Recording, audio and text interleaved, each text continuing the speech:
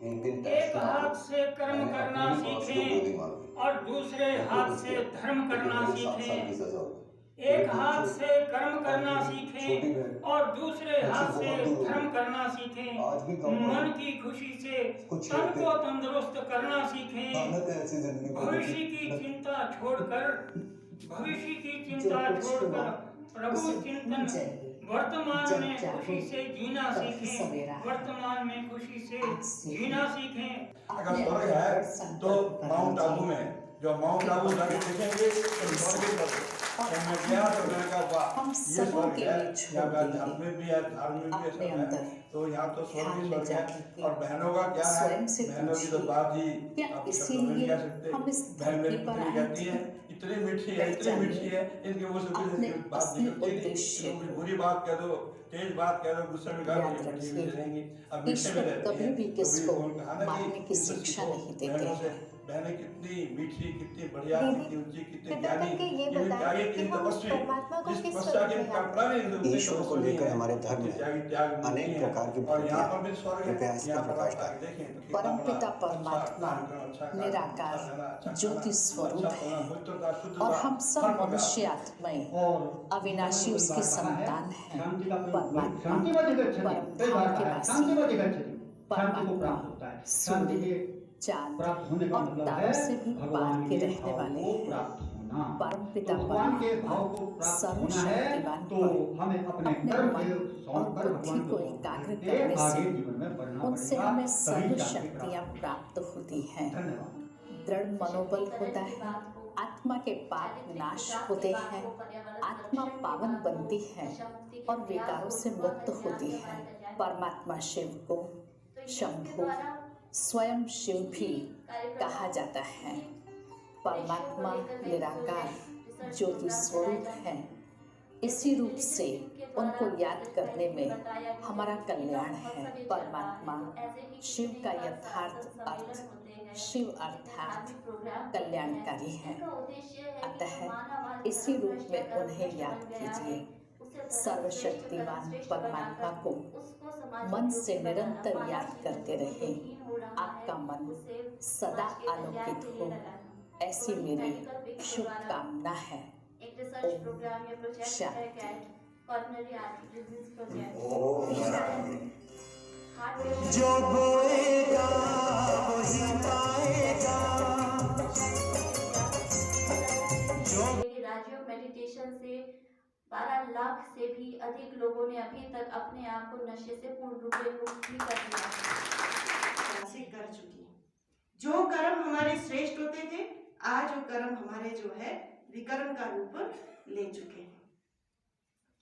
और जब कलयुग अपने पैर पसारता है, तब परम पिता परमात्मा को स्वयं आना पड़ता है। जो आप सामने देख रहे श्लोक, यदा यदा ही धर्मस्य ग्लानिर्भवति भारत, वो समय अभी चल रहा है। तो इस समय परमात्मा को जो है आकर के ज्ञान देना पड़ता है। जब चारों तरफ अधर्म है, चारों तरफ पापाचार है, तब परमात्मा आकर के गीता ज्ञान देते हैं। परंतु सोचिए, अगर परमात्मा श्री कृष्ण के रूप में गीता ज्ञान दे रहे इस समय देते सामने आके, तो क्या आज के मनुष्य की बुद्धि इतनी सात्विक है कि उनको समझ सके, उस गीता ज्ञान को जो है धारण करे, परमात्मा को पहचाने नहीं।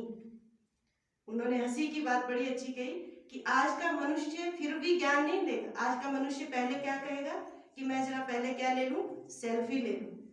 सामने भगवान है तो पहले सबसे पहले क्या करूं, सेल्फी, उसको लाइव टेलीकास्ट करूं, मेरे मित्र संबंधी भी उसको देखें। मतलब ये समझने की स्थिति फिर भी नहीं है। तब उन्होंने जो इसमें कहा कि जब मैं आता हूं समय, मूढ़मती मानुष भी मुझे नहीं जान सकते, जन संप्रदाय मुझे नहीं जान सकता, कोटों में कोई में भी कोई मुझे पहचानता है, इसलिए मैं गुप्त रूप में आता हूँ। 7वें अध्याय में उन्होंने कहा कि मैं साधारण दोस्तों नमस्कार। करता हूँ। जिस दुनिया से निराश हो चुके व्यक्ति हैं, वो भगवान को याद करते हैं, भगवान की शरण में वो जाते हैं जो इनकी जीवन के जो निराश और हताश हो चुके हैं। लेकिन ऐसा नहीं है, भगवान कहता है कि अपने जीवन को सुंदर स्वच्छ अच्छी तरह से जीना है। तो कहा न जग त्यागो न हरि भूलो, न जग त्यागो न हरि भूलो। ऐसे रहो जिंदगानी में जैसे कमल का पुष्प रहता है पानी में। ऐसा सुंदर जीवन हम अपना बनाएं जिसके लिए हमें मन मना भाव होकर के रहना है। हम मन मना भाव ना होकर के हम क्या कर रहे हैं? तन तना भाव, तन तना भाव, तन को देखते, तन से बात करते और उसी तरह के विचार भाव पैदा होते।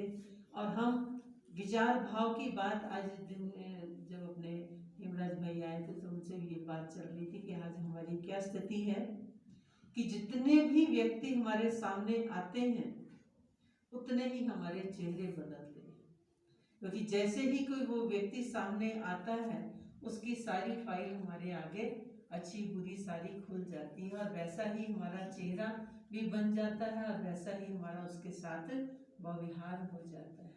समझो कोई चलते हुए कोई ऐसा व्यक्ति हमारे सामने आ जाता है तो एकदम हमारे मन में विचारधारा कहाँ किसकी शक्ल देख ली होगी, ऐसी विचारधाराएं ऐसी पैदा हो जाती हैं क्योंकि हम अपने मन को एकदम वैसा ही बनाते हैं जैसे हमारे सामने जो व्यक्ति सामने आ जाता है।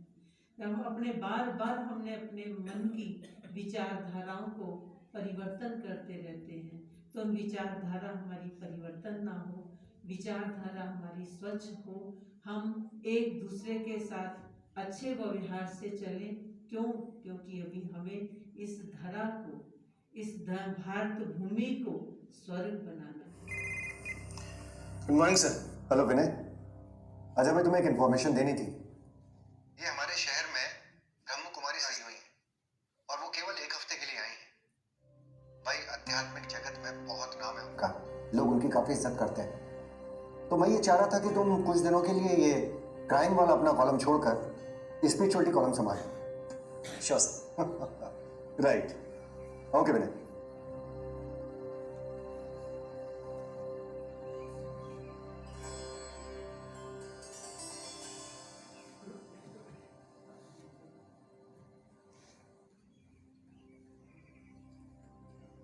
ओम शांति।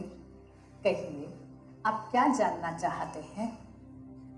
मैं कभी भी बहुत ज्यादा धार्मिक या आध्यात्मिक प्रवृत्ति का इंसान नहीं रहा, लेकिन पिछले कुछ दिनों से गीता में लिखी बातों की प्रामाणिकता और तर्क संगता को लेकर मन में सवाल उठ रहे हैं।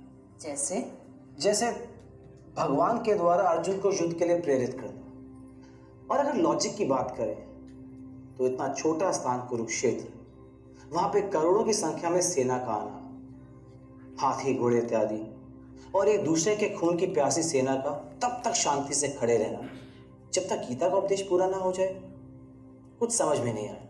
आपके ये संशय निरर्थक नहीं है। प्रश्न गीता और श्री कृष्ण की प्रामाणिकता का नहीं है।